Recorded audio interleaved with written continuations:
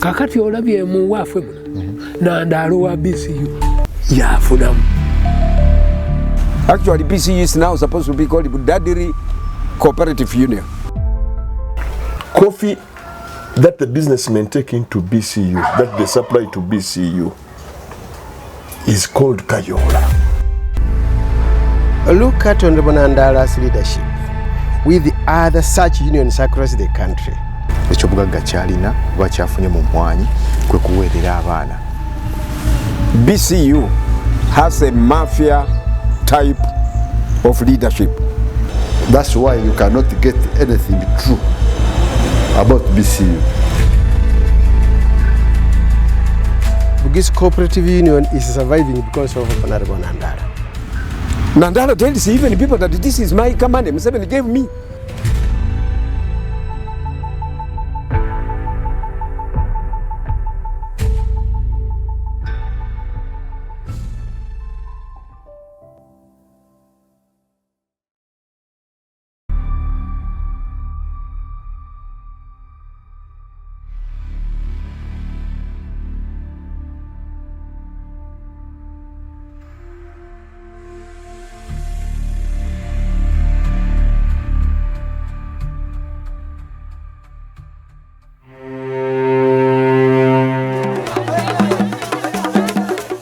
Eri Munnayuganda yenna kasita awulira embuutu eno ategeererawo nti tuli Bugisu. Wabula okusukka ku byobuwangwa n'ennono waliwo ekyebbeeyi ekirala ekifuula Bugisu okubeera ey'enjawulo era n'emanyibwa mu nsi yonna. Si kirala kawa akoleddwa mu mwanya eyitibwa Arabica coffee.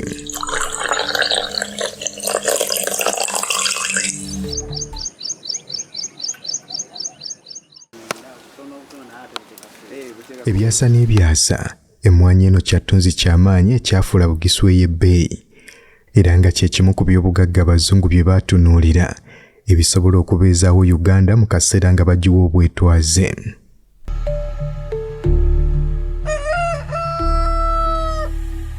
Ng'oggyeko ekyokuba nti balina ettaka eggimu mu kitundu kino okusobola okulimibwa emmwanyi, wabula abalimi bawulira baliiriddwamu olukwe tebaganyuddwa mu kyabugagga kino.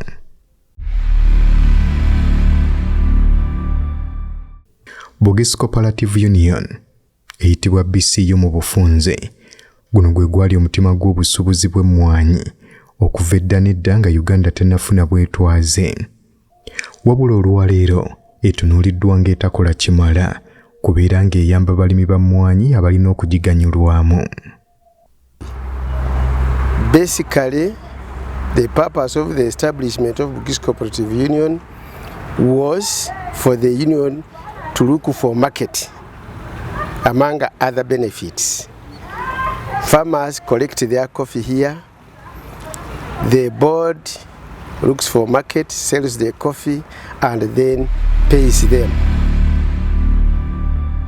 So we always advise our farmers, other than selling their coffee at a low price, we advise them to sort, to remove the defects, so that it can fetch their high price.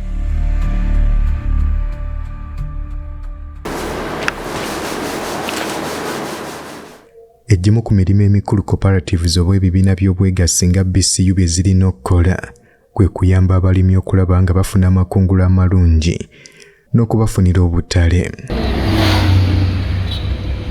Eno ye BCU eyogerwako era ebikolebwa wano kwe kulaba nga emmwanyi ezireetebwa zibeera ku mutindo ogwetaagisibwa.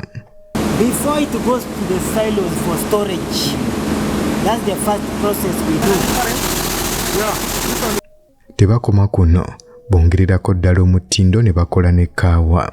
So when the green beans are brought from the processing area, yes, it comes here. What do you do first? Because what is brought the other side is it is ready for roasting. Okay. They've done the cleaning, they've done the sorting and so on. The grading, whatever. Basically what we do is to weigh the quantity of 12 kilograms and pour in the roasting machine. We roast the 3 super grades, the major grades, that is AA, single A and PB. For powder, we blend them. Okay. We blend and roast them together. This is the powder. Okay. The grinding is taking place. So that's our coffee. This is our coffee. Okay. Yes. Okay.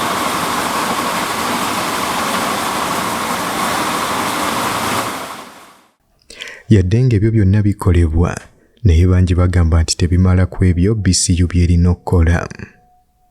Ensonga eweebwa kwe kuba nti abalimi tebakyafiibwako nga bakulembeze ba BCU beesira baliteeka ku byabufuzi byabwe.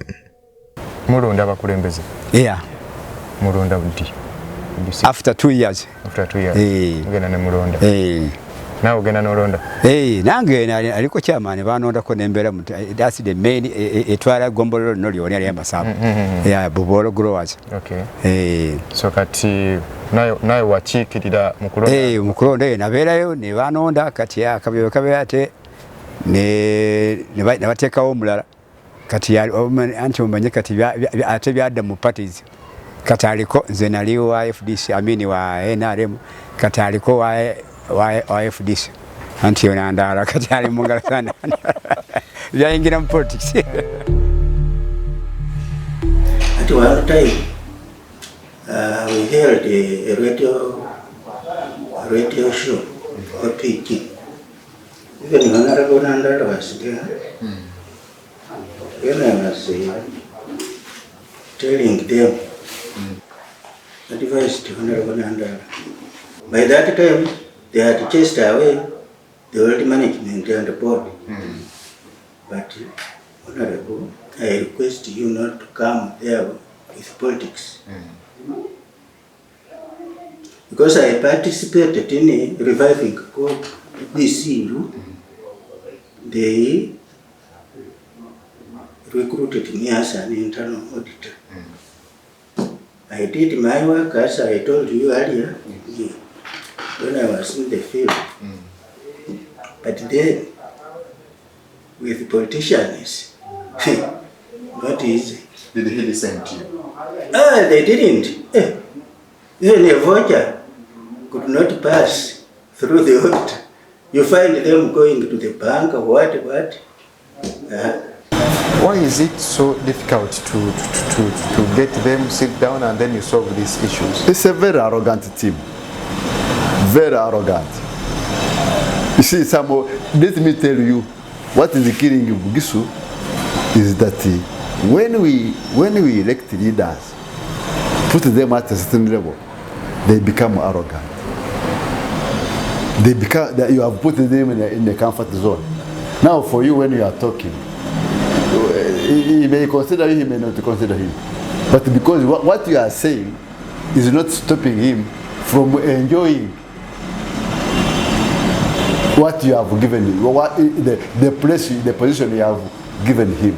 Omulimi wa bulijjo teri kakati olabye mu wafwe muno Nandalo wa BCU yafunamu era oyo kati azimbye mafuwa gitole manya bazita batya zine zinywesa amafuta g'emmotoka ebyo ezo zonna ziva mu mwanyi za mulimi ono wa wansi talina kyafuna wa tolinako buntera okubabuuza ndagaako omugisi ogwo nga yalima emwanyi n'aba bulungi n'okulima nina abalimi ewange awo singa tuwate tuyitidde nandikulaze naye n'okugulako akapikipiki kw'abalema kakati gwoyo balivaayo ndi.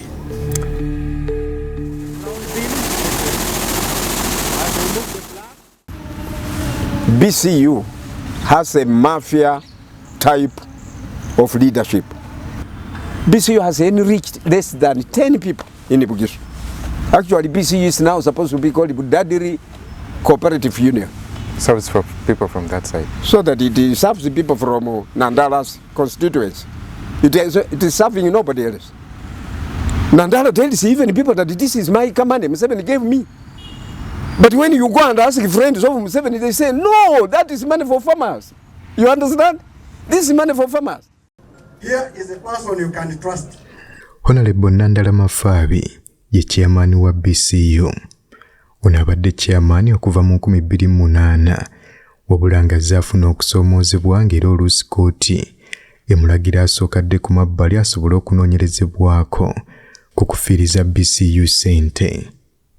Kyokka oluvannyuma amaliriza ng'avvuunusa emisango gino gyonna. Egimu ku mivuyo egisinga okujjukirwa mwe mwali ssente gavumenti ze yawa BCU n'ebibiina ebirala eby'obwegassi okudduukirira abalimi b'emmwanyi olw'entalo ezatagula bizinensi. Kyokka ssente zino zaakomekkereza nga ziggiddwa ku akawunti za BCU abantu ssekinnoomu awatali na kuwambalirira yadde okulaga ki ssente zino kye zigenda okukola. When we are in Bugisu, and we have listened very carefully, we are going to put all the efforts together, and we shall not ask the people of these unions, because this money they have already spent it. They have bought a lot of property in the whole country.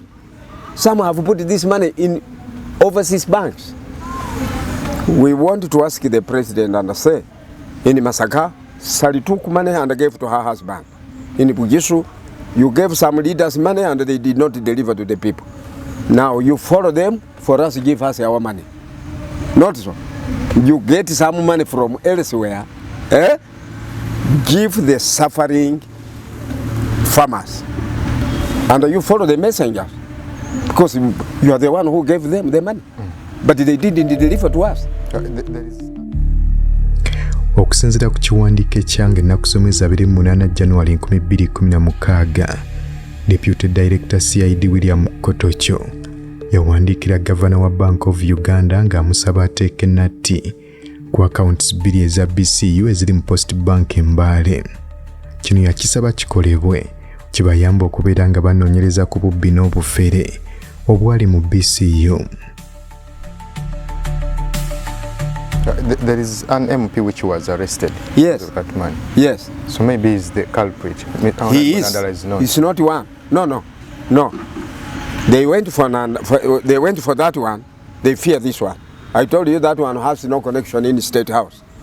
This one, because of the audit company that works there, they have that interaction. That's number one. Number two, he knew that he was also going to be arrested. Nandal Mafabi knew that he was going to be arrested. Actually, in Parliament, during the Trade, Tourism and Cooperatives Sectoral Committee, led by Honorable Mwine Mpaga of Mbarara, he absented himself. He knew they would put him under a lot of pressure. He didn't report there. His vice went there. You understand? Ekiwandiiko kyalaga nti ng'ennaku z'omwezi 10 ogw'omukaaga 2015 obukadde bw'ensimbi eza Uganda obusoba mu 232 zaggyibwa ku akawunti emu eya BCU nga bakozesa check ne ziteekebwa ku akawunti eri mannya ga MS Kama Oil Limited ng'eno kampuni y'amafuta ya Honorable Nandala Mafaabi. Olunaku lwe lumu ng'ennaku z'omwezi 10 ogw'omukaaga 2015 obukadde bw'ensimbi 240 bwateekebwa ku akawunti ya CAGS ng'eno eri mu KCB mu ttabi ery'e Fort Portal.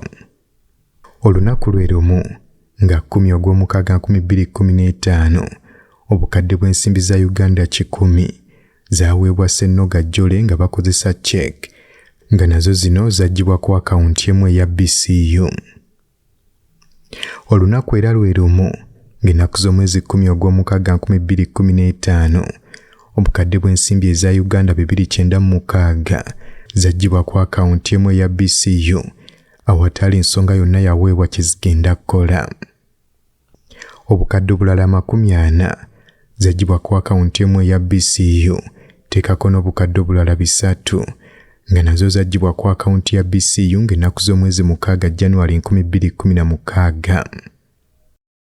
That's why you cannot get anything true about BCU, because there are some records which got manipulated through changing the computer accounting system here. Today we apply this, today we shift the data from here to there, today we do this, that kind of thing. So there is a whole mess in the record, in the management of records at that union. That I am telling you the truth.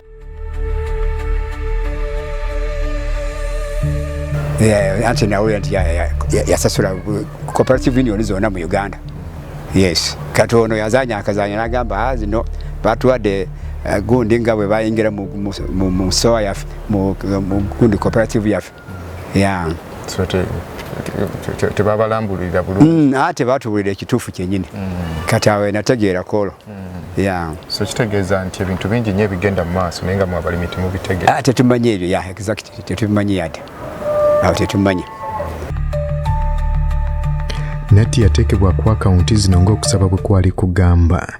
Kyokka ebbaluwa endala n'ebagibwa ng'ennaku z'omwezi 13 Julayi 2016 era nga yateekebwako omukono Deputy Director CID William Kotokyo ng'asaba gavana wa Bank of Uganda asumulule Nati ziyateeka ku akawunti za BCU olw'ensonga nti abakulira BCU baali basabye nga bagamba nti akawunti zino ze bakozesa okubeera nga baddukanya emirimu gya BCU omwalina okusasula abalimi b'emmwanyi. Nandala is a highly intelligent man. IQ ya Nandala eri waggulu nnyo. Naye simanyi lwaki abantu batuuka wali ku ntebe. Simanyi kikyonoona. Simanyi. This man is brilliant. Musajja yakolako, he worked even for World Bank. Naye simanyi when somebody reaches this place. Oba forces zibeera nnyingi. Simanyi. Omu ku baabalako ebitabo bya BCU Muzeeyi Nicholas Kimuna akakasa nti ebyobufuzi bye biziyiza BCU emabega. Me, I wonder why MPs like BCU as MPs, as board members. Why? Why can't you mobilize, tell the members themselves to run the union and you give them advice instead of going there to engage in the management of BCU? Though they have assisted to revive it, but they should not, it wouldn't be a ground for them to overstay there.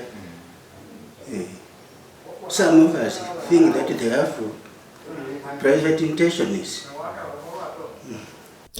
Ate ye Joab Jonadab ngono yakazibwako lya JJ Cake yali mulimi wa mmwanyi nga n'okuzitunda bazitunda ebweru w'eggwanga nga bayita mu kibiina kyabwe Kigumutindo. Wabula emmwanyi yali yazivaako n'adda mu kulima kkooko ng'agamba nti emmwanyi zirina omulimo mungi ate ng'abalimi tebafiibwako. Wabula ngenze mu kkooko, ate mu kkooko namwo ndi kwetegekera.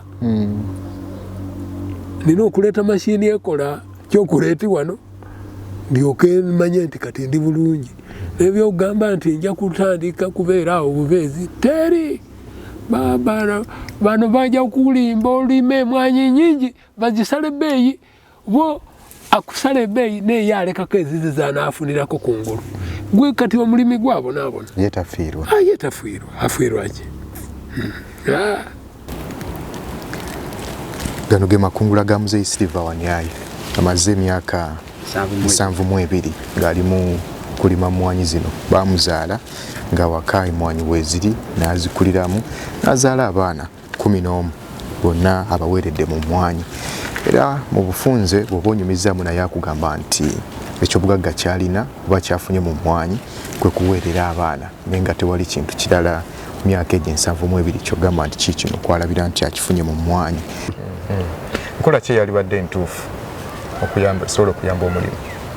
Enkola entuufu ey'emyaka gy'enkaaga eyo wali otwala emmwanyi zo mu sitowa mu society n'opima ne bakuwa risiiti ne bakuwako n'esente obanga olina abaana b'osomesa oba olina ebizibu awo ne balyoka ezisigadde ne bakuwa balance esigadde. Ate ekyokubiri baali batuwa gundi eddagala erikola ku mmwanyi eno n'okulongoosa n'abantu for pruning. Ebyo ebiseera ebyo bennyini bye baali bakola pruning n'okufuuyira biki gwali mulimu gwa Cooperative Union ebyo. And in this case, when they have delivered the coffee at a certain price, and during the marketing, we secure a higher price than the one we agreed on, we give second payment. And if we have made a surplus, we had to give bonus. The main issue is if you're not consistent to maintain what you told people or what is expected of you, you lose it. So this is the same thing happening within Bugisu Cooperative Union. They are not consistent. But with us here, we are very strict with quality. Why we are strict is because of the fact that we know that when you are marketing coffee, you are not just marketing the bean, but the aroma. The aroma is the business for which we are proud. Because recently I found even someone buying coffee on the street, purportedly taking it to BCU, claiming that he's getting it from his shamba, from his farm gate. My farm gate, kagatenga wano, farm gate yange. Coffee which is dried here ku farm gate, it is quality. Naye bwogende wali ku luguudo, ogenze kuyola. That's where BCU gets that's where the coffee of BCU is discredited. Kubanga bakkiriza kati kayola kuyingira muki. That's why I told you it could be the issue of governance and administration.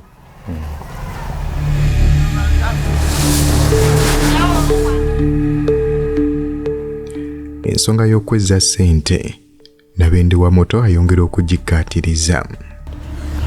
Actually, the compensation the president sent to Bugisu is almost more money than the PDM, all of the PDM in Bugisu. That has already come here. Did you know that? I was even telling you that the epicenter of the Luwero was in Uganda, where you are born. But you got less money than us. Instead, Uganda was least compensated. Top secret information is that leaders in Uganda were not cooperative. Cooperative in quotes. Have you seen cooperative in quotes? Because they were being bulldozed. We give you this money, but you turn back this. We are going to give you 10 billion, but 60 is our. You take 4. The Uganda leaders said, no. Why? Then why? You leave it. So they did not cooperate. That is why they were getting less than here. This one's eat with people in Kampala. That is why you saw money going to Fort Portal. That is why you are seeing money going to Kampala. That is why you saw the MP Igara, Michael Mawanda. The money which you took him to prison is money from Bugisu. But he's Igara, in Igara, the form of change. So you ask and say, how can money from Bugisu compensation go back to Angole, go to Toro? Surely. And then we say we have very good leaders. So you are. Omubaka Richard Wanda ng'onakiikirira Bungoko Central agamba nti ensonga zino zeetaaga kukwata mu ngeri ya kisajja kikulu bonna basobole okuganyulwa mu BCU. I think these are issues still that can be addressed, because if it relates to the cooperative, my senior member, Honorable Nandala, is actually the chair. We should find a way of resolving the issues, because these are our elders and they are members of the cooperative. If there are issues, I believe they can be solved.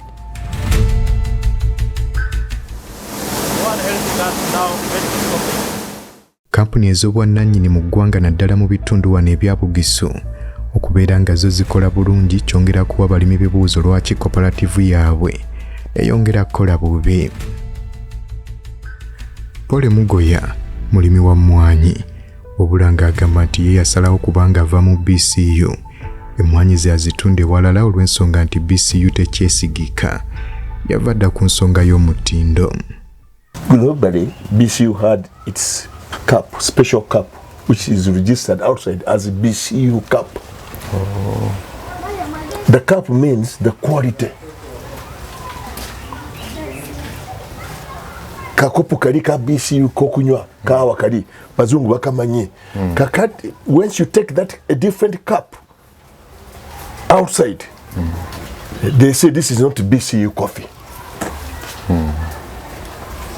because BCU has also allowed business commercial middlemen who are commercial businessmen to take their coffee there to BCU. Coffee the coffee of businessmen is contaminated. Lwaki omulimi yali badde akolagana naawe nifo ky'okolagana ne ze cooperatives? Omulimi lwaki akolagana nange? Emyaka egiyise emabega abalimi bakosebwa nnyo era nowenjogerera wano n'abantu batuuse okufa nga babanja cooperative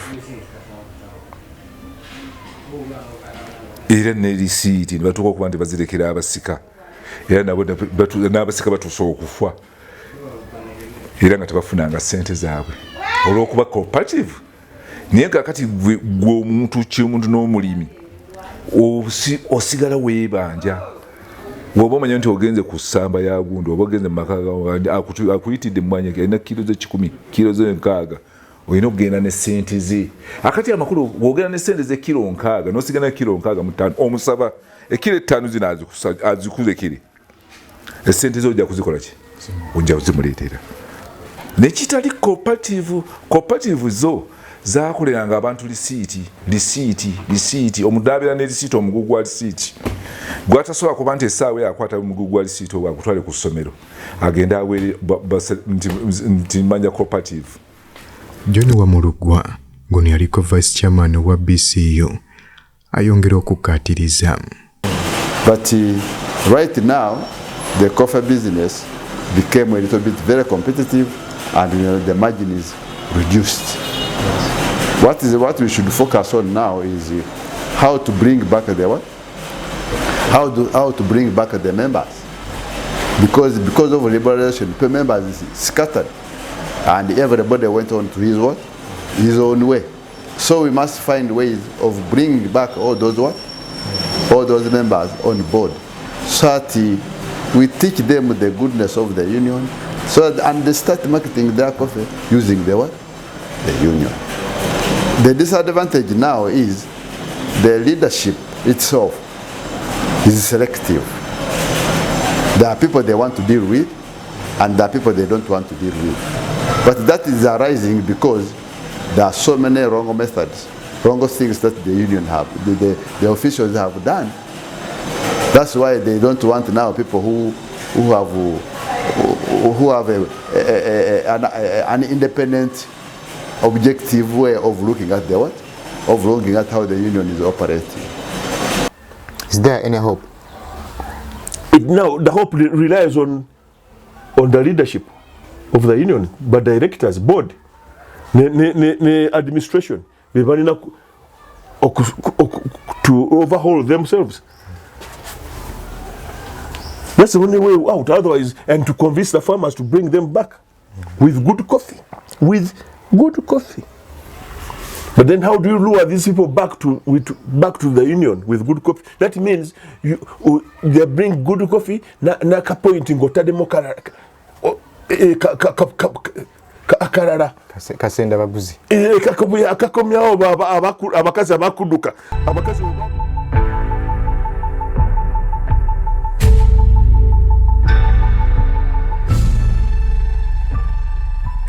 Bugisu wano naddala abantu b'owansi bagamba Honorable Nandala ye yayamba BCU okubeera ng'eddengulu kuba mu kaseera we yagirawo ebintu byali bibi. Wabula abazeeyi nga bamu ku bo baaliko ne mu BCU nga bamanyi emirimu bwe gitambula bagamba kino si kituufu nti Nandala ye yazze engulu BCU. Joshua Mweru ngono naye board member wa BCU agamba nti singa si Honorable Nandala singa BCU yabavadda mu ngalo kubanga bangi abagalo gitwala. Me, I've seen that it is this our chairman has tried the best. Okay. Because without this chairman, would the government would have taken this whatever. Because they have tried. Example, they normally squeeze us. Revenue system. They want money here, whatever. But at the end of the day, because our leader, our chairman, is accounting person. He knows how to challenge these people. Okay. But without that, the government would have taken this factory. Okay. Mu mwaka gwa 2008 ennaku z'omwezi zaali 12 ogwokusatu Public Accounts Committee nga ssentebe waayo ye Honorable Nandala Mafaabi baayimiriza enteekateeka za kabineeti ez'okudduukirira BCU okubeera nga bagikwatirako esasula ebbanja. Nandala ne banne ensonga gye baawa lwaki tebaagala gavumenti ekwatireko BCU yeeyo okuba nti BCU erina ebyobugagga bingi teyeetaaga kununulwa ng'ekizibu ky'erina be bakulembeze baayo abagiddukanya obubi. Olw'okubanga mu kaseera kano Nandala yali w'amaanyi mu opposition, Museveni yali agala okuyambako BCU yafuba okulaba nga takola nsobi n'amuleetera okumulabisa Nandala ng'enjogera y'ennaku zino bw'eri. Kyokka ekyokuba nga yali ayagala okuyambako BCU eve mu mitawaana gye yalimu, yayita abakulembeze ba BCU n'abategeeza nti kyagenda okukola kwe kubayamba okubawa ssente bamuguze ettaka. Abakulembeze ba BCU akaseera ako kino baakikkiriza ne baguza gavumenti ettaka nga kwe kutudde Sino Uganda Mbale Industrial Park. Olw'okubanga paaka yali etegeezezza nti obukulembeze bwa BCU obwaliko mu kaseera ako obwali bukulemberwa Stephen Wakyaya nga ssentebe wa BCU ne John Wamulugu yali amumyuka nti be baliko obuzibu. Registrar w'ebibiina by'obwegassi yasalawo bano basooke badde bali banoonyerezebweko. Kyokka awataali kuwulirizibwa nga n'ebyava mu kunoonyereza tebifulumiziddwa okukakasa oba nga ddala baabulankanya ssente oba nedda, Registrar yalagira wabeerewo okulonda obukulembeze obulala. Nandala ne yeesimbawo ne gavumenti n'esimbawo Wamakuyu mu ddiimi. Okukakkana nga Nandala asinze mu ddiimi obululu kiteeberezebwa 2 bwokka oluvannyuma lw'abadelegates ba mu ddiimi ababiri okwekandagga ne bafuluma. Era ng'okuva olwo Nandala tavanga mu BCU okutuusa leero.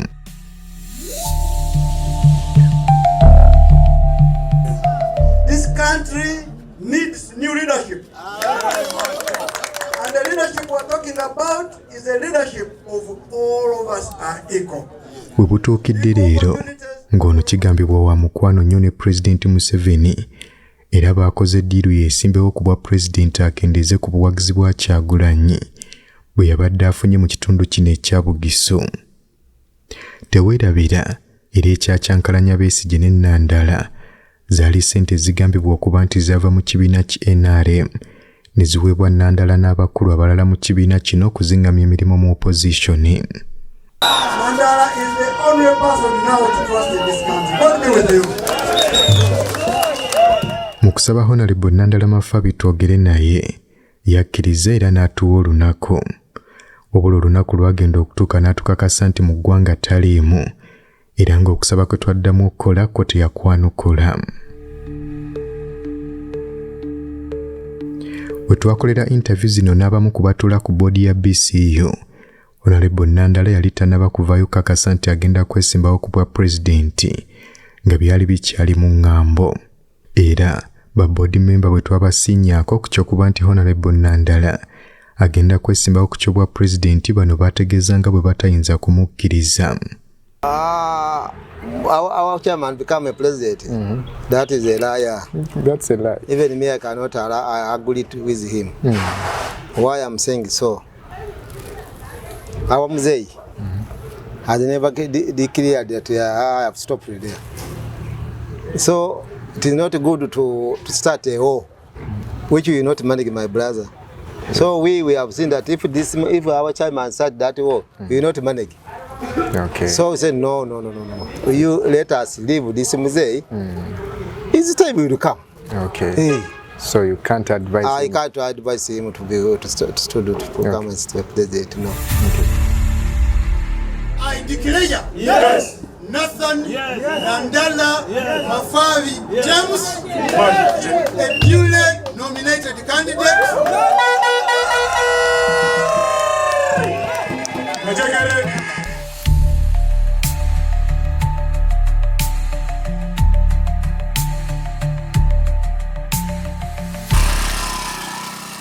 Ng'emmwanyi ekyali yattunzi mu nsi yonna, abalimi b'emmwanyi mu kitundu kino ekya Bugisu bakyalinda mu kulembeza anaawulira omulanga gwabwe.